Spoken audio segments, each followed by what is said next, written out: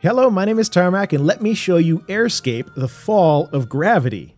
It's a little indie game done by 4 indie developers under the name Cross Product. This game is a platformer, first and foremost. That's what it's all about. You've got your basic moving back and forth, you've got your basic jump command, and you can run a bit quicker with this particular character. So this is our little yellow octopus that we start with. And that's the basics of the game, really, when it comes right down to it. But one of the more interesting things about this, as you've already probably noticed, is that a lot of this is based on rotation. And gravity actually becomes something that's quite important to the whole game. This is a checkpoint. Anytime you stop by one of these in a level, this is where you'll respawn whenever you die. But as a platformer, there's no attacking.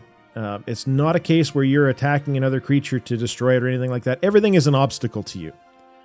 Now, when I talked about it being about rotation and gravity being important, there, as you can see, it's all about the orientation of the world and being able to move from one place to another.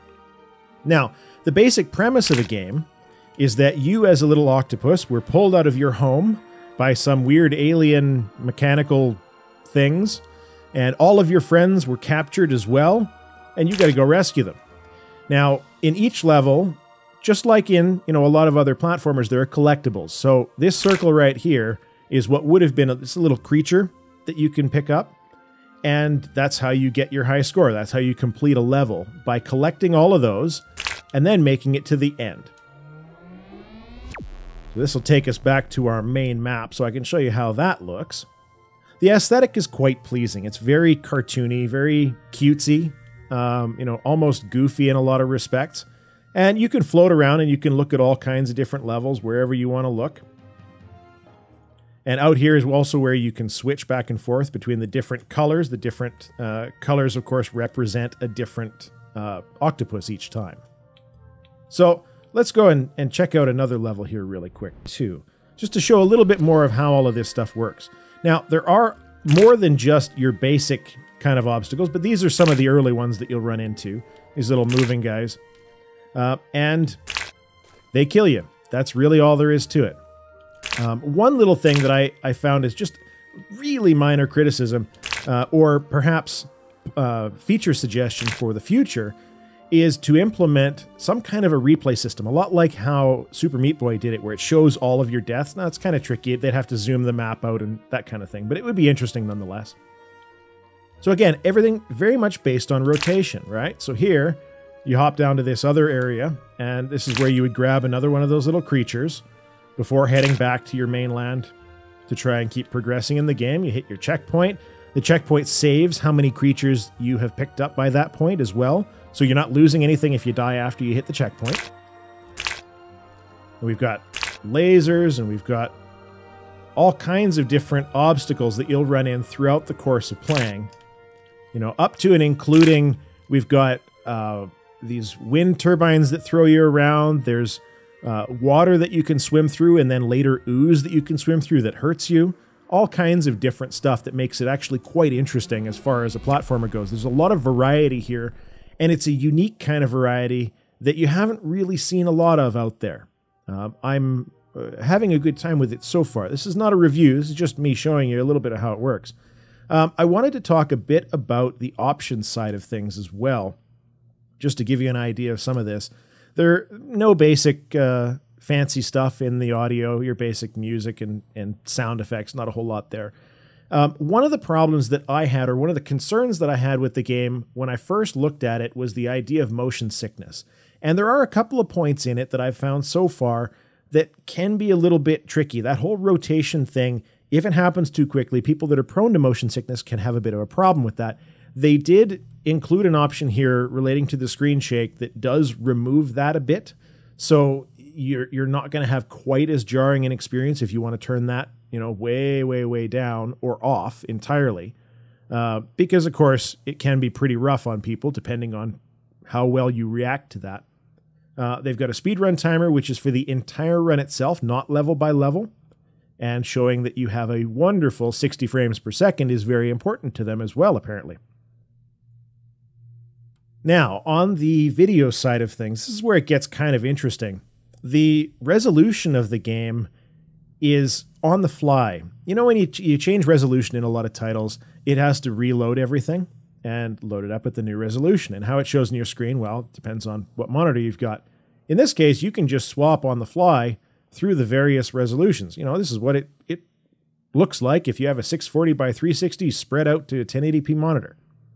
Not great, obviously, but the really neat part about it, and why it's a unique thing, is that part of their goal appears to have been to maintain a high frames per second, because we got this other wonderful little option here that automatically will downgrade the resolution to keep your performance high, which in the case of any platformer is actually a very, very important feature.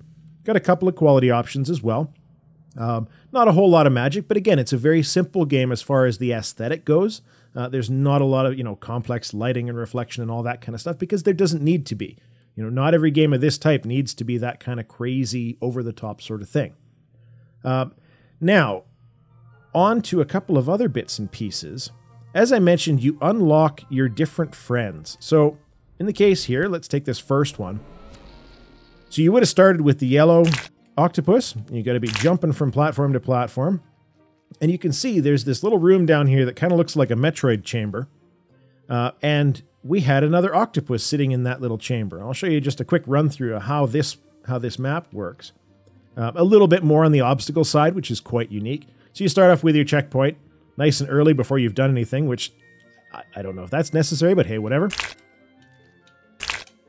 You don't want to touch the mines, obviously. Big surprise there, right?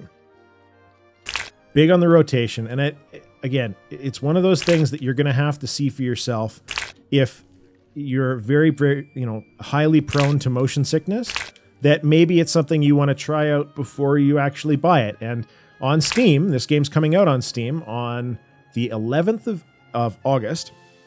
And I should have a full review up on the 10th. They've got a demo up so you can try out I think it was the first 6 levels of the game. Just, because again, this kind of thing may not be for everyone, and I think they recognize that, which is actually, props to them for doing so. So as your little guy, oh, blast. There's my first death. Isn't that fancy? So our little yellow octopus is capable of moving fairly quickly. So you hold down the right trigger and you'll essentially run, or in this case, swim fast. We got to get over here and get out of the way.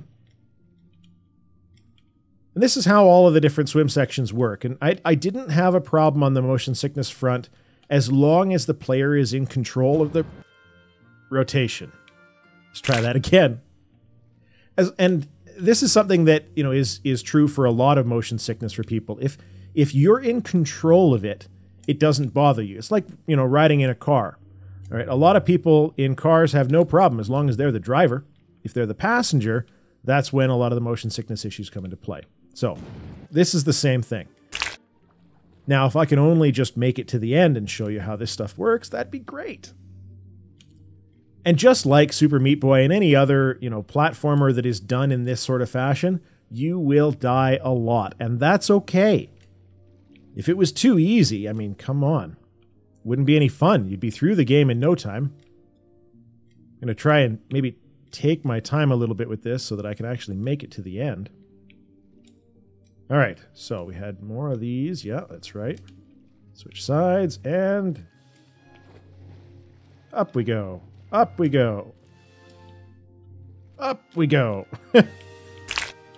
So there you go. You hop on your little thing, and it lets out your friend.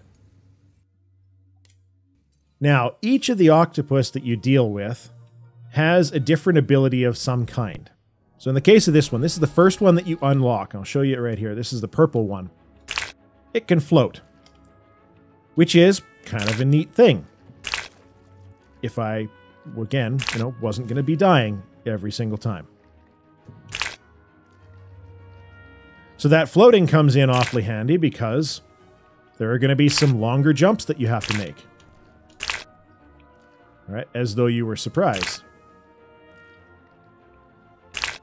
I really like the rotation mechanic. The idea that you can find different areas depending on the physics of where you're going is actually quite different. And again, just very, very similar in a lot of respects to Mario Galaxy.